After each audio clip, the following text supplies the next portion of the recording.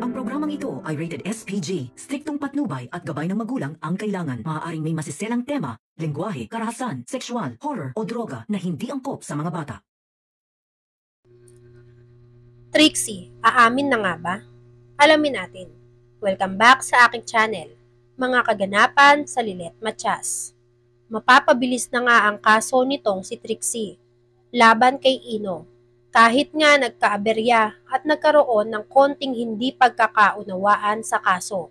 Matapos ngang subukang kausapin nitong si Ramir ang ating bida na si Lilet Matias.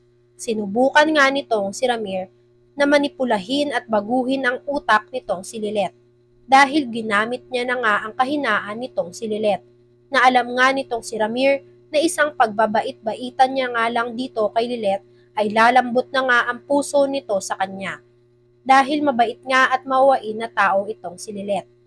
Hindi naman alam ni Lilet ang gagawin niya sa pakiusap ng ama niya na si Ramir sa kanya.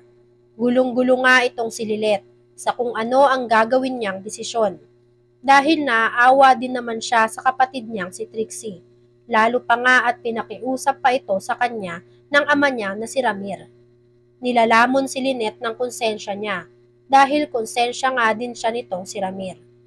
Dumating si Calorena kasama si CRD doon sa korte.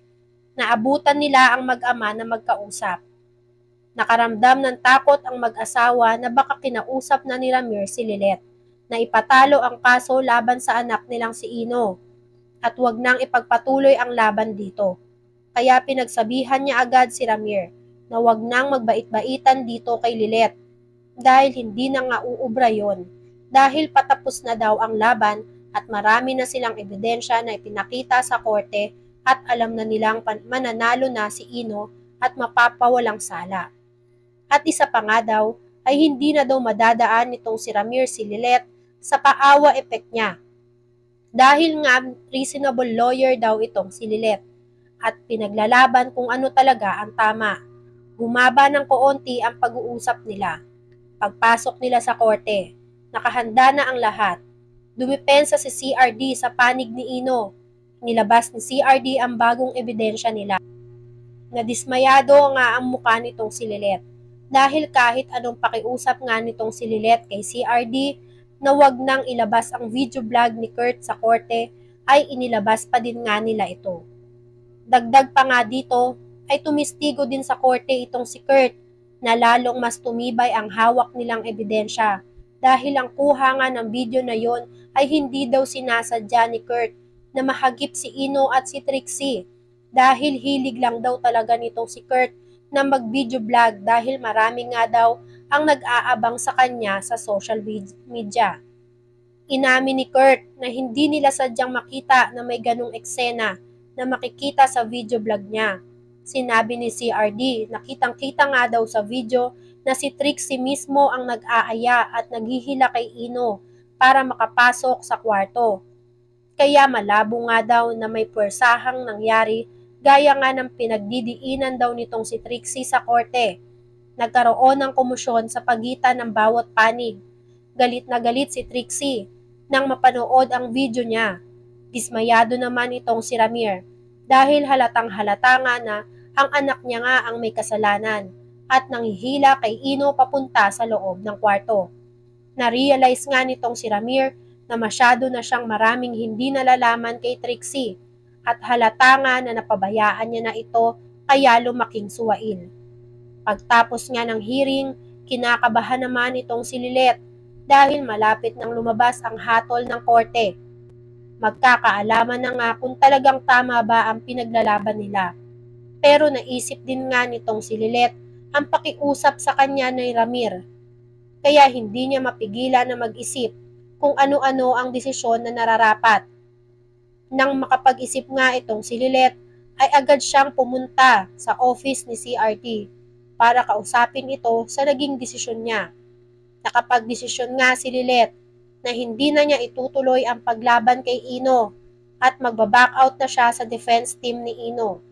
Hindi na nagulat si CRD sa gustong mangyari ni Lilet dahil maawain talaga ito.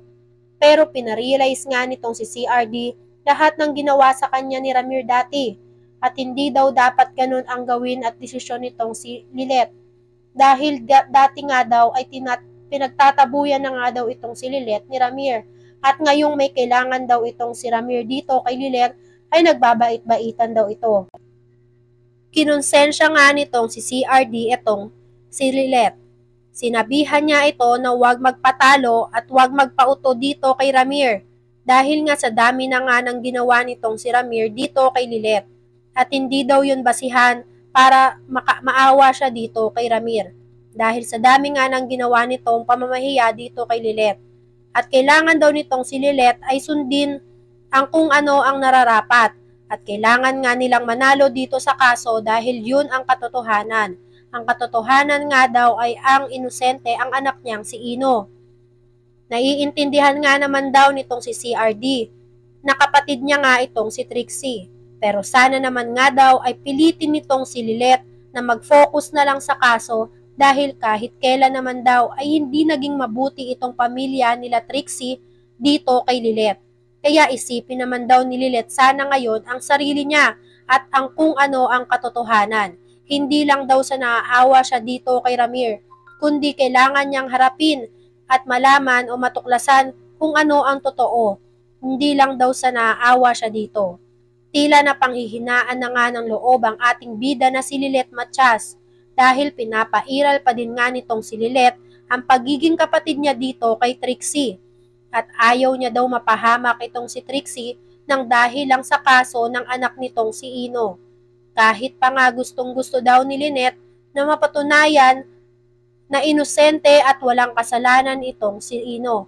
Kailangan niya pa rin daw piliin ang kanyang kapatid dahil napapahamak at nasasaktan na daw ito sa mga ebidensya at sa mga pinagsasabi niya dito sa korte. Pero kinukontra naman siya nitong si CRD dahil hindi daw tama ang gagawin ni Lilet. Ito daw ay labag sa batas dahil kung papanigan o kakampihan niya nga itong si Ramir at magpapatalo siya sa paawa effect nito, ay hindi na magiging magandang abogado nga itong si Lilet. Dahil kung papanig nga siya sa paawa effect, mananaig kaya ang awa dito kay Lilet? Iuurong na kaya talaga niya ang pagtulong dito kay Ino laban dito kay Trixie? Mananatili kayang nakakulong itong si Ino? Mananalo kaya sila sa kaso? Yan nga ang mga kaganapan at mga dapat nating abangan dito sa Lilet Matias. Kung gusto nyo pa ng mga gantong klaseng video, ay mag-subscribe at i-like itong video na to. Maraming salamat po.